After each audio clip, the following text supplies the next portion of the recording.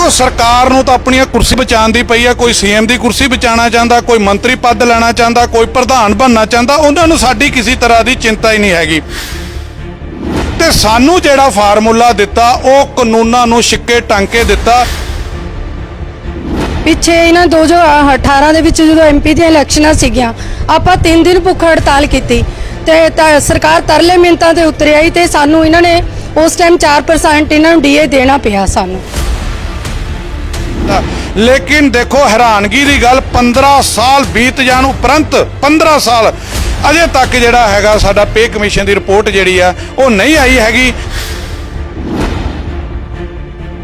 कच्चे मुलाजमां नूं पक्के नहीं किया, पुरानी पेंशन स्कीम जिहड़ी वो लागू नहीं की गई, उल्टे साडे मुलाजमां नूं कुट रहे आ। साडियां लेडीज़ इज्जत उन्हां दी जिहड़ी आ देखो सड़कां दे विच रोल रहे आ। देना पएगा। उन्होंने वादे किए, उन्होंने गुटका साहब हाथ च लै लैके सौंहां खाधियां सीगियां। 4 साल बदल गए नहीं आ तो इन्हों बदल दिता जाएगा। पंजाब मिनी सैक्रेटरीएट में अज सारे मुलाजिमां वालों धरना प्रदर्शन किया जा रहा है। तस्वीरें थानू जरूर दिखाना चाहांगे कि अज सारे सैक्रेटरीएट के मुलाजिम इकट्ठे होकर पंजाब सरकार के खिलाफ रोष प्रदर्शन किया जा रहा है। जिहड़ियां डिमांड्स है लंबे समय तो चल रही है कि पे कमीशन जो 6 पे कमीशन उहदे शोध किया जाए, कच्चे मुलाजिमां नूं पक्का किया जाए, तो जो इन्हां दे बकाया है पुराना जो डिमांड्स है उन्होंने पूरा किया जाए। तस्वीरें साडे दर्शक इस वेले स्क्रीन ते देख रहे किस तरीके दे नाल पूरे मुलाजिम अज मिनी सैक्रेटरीएट के बाहर जम के सरकार के खिलाफ प्रदर्शन किया जा रहा है। सरकार के खिलाफ नारे लगाए जा रहे हैं। चैन जी, लंबे समय तो तुसी प्रोटेस्ट कर रहे हो, लंबे समय तो मंगां नूं लैके बार-बार सरकार मूहरे तुसी जांदे हो, की लगदा है सरकार कोई हल नहीं कढ रही है, कोई हल निकलेगा? देखो सरकार ਨੂੰ ਤਾਂ ਆਪਣੀਆਂ ਕੁਰਸੀਆਂ ਬਚਾਉਣ ਦੀ ਪਈ ਆ। ਕੋਈ ਸੀਐਮ ਦੀ ਕੁਰਸੀ ਬਚਾਉਣਾ ਚਾਹੁੰਦਾ, ਕੋਈ ਮੰਤਰੀ ਪਦ ਲੈਣਾ ਚਾਹੁੰਦਾ, ਕੋਈ ਪ੍ਰਧਾਨ ਬਣਨਾ ਚਾਹੁੰਦਾ। ਉਹਨਾਂ ਨੂੰ ਸਾਡੀ ਕਿਸੇ ਤਰ੍ਹਾਂ ਦੀ ਚਿੰਤਾ ਹੀ ਨਹੀਂ ਹੈਗੀ। ਅਸੀਂ ਕੰਮ ਬੰਦ ਕਰਕੇ ਬੈਠੇ ਆ। ਉਹਨਾਂ ਨੂੰ ਸਭ ਕੁਝ ਚਾਹੀਦਾ, ਪੈਨਸ਼ਨਾਂ ਵੀ ਚਾਹੀਦੀਆਂ, ਭੱਤੇ ਵੀ ਚਾਹੀਦੇ, ਤਨਖਾਹ ਵੀ ਚਾਹੀਦੀ ਤੇ ਕੁਰਸੀਆਂ ਵੀ ਚਾਹੀਦੀਆਂ। ਤੇ ਸਾਨੂੰ ਜਿਹੜਾ ਫਾਰਮੂਲਾ ਦਿੱਤਾ ਉਹ ਕਾਨੂੰਨਾਂ ਨੂੰ ਛਿੱਕੇ ਟੰਗ ਕੇ ਦਿੱਤਾ। ਇਹ ਜਿਹੜੀ ਮਲਟੀਫਿਕੇਸ਼ਨ ਹੁੰਦੀ ਵੀ ਤਨਖਾਹ ਨੂੰ ਕਿੰਨੀ ਮਲਟੀਪਲਾਈ ਕਰਕੇ ਜਿਹੜੀ ਵਧਾਣੀ ਹੈ 10 ਸਾਲਾਂ ਬਾਅਦ। 10 ਸਾਲ ਅਸੀਂ ਇੰਨਾ ਇੰਤਜ਼ਾਰ ਕੀਤਾ। ਜਿਵੇਂ ਇੱਕ ਆਪਾਂ ਕਿਰਾਏ ਤੇ ਮਕਾਨ ਦਿੰਨੇ, ਅਸੀਂ ਐਗਰੀਮੈਂਟ ਕਰਦੇ ਵੀ ਪਰ ਸਾਲ ਇੰਨਾ ਵਧਾਂਗੇ ਤੇ 5 ਸਾਲ ਬਾਅਦ ਐਗਰੀਮੈਂਟ ਰੀਨਿਊ ਹੋਊਗਾ, ਅਸੀਂ ਇੰਨੇ ਤੋਂ ਵੱਧ ਲਵਾਂਗੇ। ਉਸੇ ਤਰ੍ਹਾਂ ਨਾ पे ਕਮਿਸ਼ਨ ਹੁੰਦਾ ਵੀ ਸਾਲ ਬਾਅਦ ਡੀਏ ਵੱਧਦਾ ਤੇ 10 ਸਾਲ ਬਾਅਦ ਸਾਨੂੰ पे ਕਮਿਸ਼ਨ ਮਿਲਦਾ। ਲੇਕਿਨ ਦੇਖੋ ਹੈਰਾਨਗੀ ਦੀ ਗੱਲ 15 ਸਾਲ ਬੀਤ ਜਾਣ ਉਪਰੰਤ 15 ਸਾਲ ਅਜੇ ਤੱਕ ਜਿਹੜਾ ਹੈਗਾ ਸਾਡਾ पे ਕਮਿਸ਼ਨ ਦੀ ਰਿਪੋਰਟ ਜਿਹੜੀ ਆ ਉਹ नहीं आई हैगी। सो ਜਿਹੜੀ आई ਤੇ ਉਹਦੇ ਵਿੱਚ ਜਿਹੜਾ ਸਾਨੂੰ 2.25 ਦਾ ਗੁਣਾਕ ਦੇਤਾ, ਜਦ ਕਿ ਜੋ ਰੂਲ ਕਹਿ ਰਿਹਾ ਉਹ ਕਹਿ ਰਿਹਾ ਡਾਕਟਰ ਹਾਈ ਕੋਰਟ ਦੇ ਸਿਧਾਂਤ ਦੇ ਅਨੁਸਾਰ 3.74 ਜਿਹੜਾ ਸਾਡਾ ਨਿਕਲ ਰਿਹਾ ਵਾਧਾ ਉਹ ਦੇ ਨਹੀਂ ਰਹੇ। ਨੰਬਰ 2 ਜਿਹੜੇ ਸਾਡੇ ਭੱਤੇ ਸੀ ਉਹ ਕੱਟ ਲਏ ਗਏ ਆ। ਕੱਚੇ ਮੁਲਾਜ਼ਮਾਂ ਨੂੰ ਪੱਕੇ ਨਹੀਂ ਕੀਤਾ, ਪੁਰਾਣੀ ਪੈਨਸ਼ਨ ਸਕੀਮ ਜਿਹੜੀ ਉਹ ਲਾਗੂ ਨਹੀਂ ਕੀਤੀ ਗਈ, ਉਲਟੇ ਸਾਡੇ ਮੁਲਾਜ਼ਮਾਂ ਨੂੰ ਕੁੱਟ ਰਹੇ ਆ। ਸਾਡੀਆਂ ਲੇਡੀਜ਼ ਇੱਜ਼ਤ ਉਹਨਾਂ ਦੀ ਜਿਹੜੀ ਆ ਦੇਖੋ ਸੜਕਾਂ ਦੇ ਵਿੱਚ ਰੋਲ ਰਹੇ ਆ।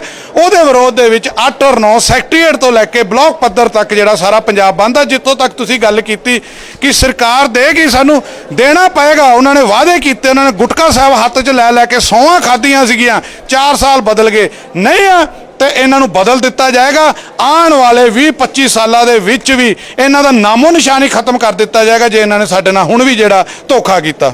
प्रोटेस्ट है सिर्फ अज जो सवेरे 9:30 तो लैके 11 बजे तक रहेगा या फिर अगे भी जारी रहेगा? अगर सरकार मंगा पूरी नहीं करती है अगे तो तुहाडा क्या प्लान रहेगा? क्या पूरे तरीके दे नाल काम बंद किया जाएगा? बिल्कुल जी, अजे आ 2 दिन लिए किया गया जी। 8 ਤੇ 9 13 तरीक ਨੂੰ मीटिंग कर ली गई आ। 29 तरीक ਨੂੰ ਸਮੂਹਿਕ ਛੁੱਟੀ लैके पंजाब ਦੇ ਸਾਰੇ ਹੀ जिन्ने भी वर्किंग आ ते जिन्ने पेंशनर आ ਉਹ ਸਾਰੇ ਇੱਕ रैली करके सरकार ਨੂੰ ਇਹ ਦੱਸਣਗੇ ਵੀ ਆਹ ਵੋਟ ਬੈਂਕ ਪਿਆ, ਜੇ ਤੁਸੀਂ ਇਹਨਾਂ ਨੂੰ ਸੈਟੀਸਫਾਈਡ ਨਹੀਂ ਕਰ ਸਕਦੇ ਤੇ ਸੱਤਾ ਵਿੱਚ ਦੁਆਰਾ ਆਉਣ ਦੇ ਸੁਪਨੇ ਛੱਡ ਦਿਓ, ਕਿਉਂਕਿ ਸਾਡਾ ਵੋਟ ਬੈਂਕ 40 ਤੋਂ 50 ਲੱਖ ਆ, ਅਸੀਂ ਉਧਰ ਵੀ ਚੱਲਾਂਗੇ। ਸੋ ਹਰ ਤਰ੍ਹਾਂ ਦੀ ਲੜਾਈ ਲਈ ਤਿਆਰ ਆ। ਆਉਣ ਵਾਲੇ ਸਮੇਂ ਦੇ ਵਿੱਚ ਅਣਮਿੱਥੇ ਸਮੇਂ ਲਈ ਜਿਹੜੀ ਆ ਉਹ ਹੜਤਾਲ ਕਰਾਂਗੇ, ਜਿਹੜੀ ਜਿੰਨੀ ਦੇਰ ਤੱਕ ਮੰਗਾਂ ਨਹੀਂ ਪੂਰੀਆਂ ਹੁੰਦੀਆਂ ਅਣਮਿੱਥੇ ਸਮੇਂ। ਚੈਨ ਜੀ, ਤੁਸੀਂ ਕੋਈ ਗੱਲ ਸਰਕਾਰੀ ਨੁਮਾਇੰਦੇ ਨਾਲ ਜਾਂ ਸਰਕਾਰ ਤੱਕ, ਕਿਉਂਕਿ ਪਤਾ ਸਰਕਾਰ ਨੂੰ ਵੀ ਕਿ ਕੰਮ, ਕਿਉਂਕਿ ਸੈਕਟਰੀਏਟ ਦਾ ਕੰਮ ਹੈ, ਸਰਕਾਰੀ ਕੰਮ ਹੁੰਦਾ ਹੈ, ਲੇਕਿਨ ਕੀ ਲੱਗਦਾ ਕਿ ਕੋਈ ਅਸਰ ਪੈਂਦਾ ਜਿਹੜੇ ਤੁਸੀਂ ਪ੍ਰੋਟੈਸਟ ਕਰਦੇ ਹੋ ਜਾਂ ਫਿਰ कोई सरकार कोई तुहाडे नाल कोई गलबात कर रही है, कोई दिलासा दिता जा रहा है? क्या है एक्चुअल सिचुएशन? सरकार साडे नाल धोखा कर रही है जी। ਇੱਕ ਸਾਈਡ ਤੇ ਕਮੇਟੀ ਬਣਾਤੀ ਆ ਦੋ, ਇੱਕ ਆਫੀਸਰ ਕਮੇਟੀ ਔਰ ਇੱਕ ਜਿਹੜੀ ਆ ਮੰਤਰੀਆਂ ਦੀ ਕੈਬਨਿਟ ਸਬ ਕਮੇਟੀ।